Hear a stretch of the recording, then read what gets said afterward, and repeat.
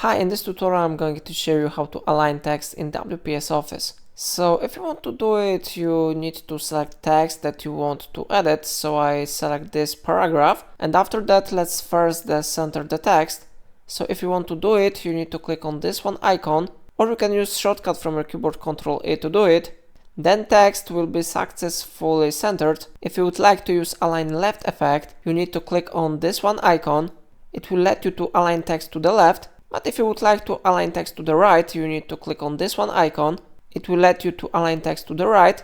Alternatively, you can try to use shortcut from your keyboard Ctrl-R to do it. The effects should be the same. And you can try to use different method. You can click right mouse button on the paragraph and you can go to paragraph settings. Then on general settings you can find alignment settings. So you can change this setting from right maybe to left.